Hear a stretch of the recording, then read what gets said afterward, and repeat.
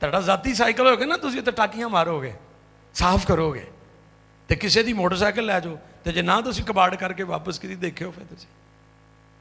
यही हाल लोग करते, अपनी शहर बड़े साम के रखते हैं।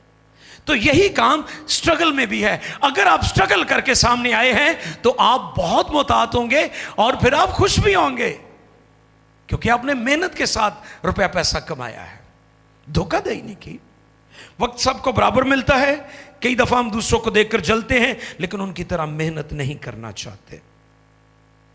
24 घंटे मुझे भी मिले, आपको भी मिले, और मैं यहां पर यह बात फिर दोहराना चाहता हूं, जो इनके मां बाप गरीब थे वो मेहनत करके अमीर हो गए।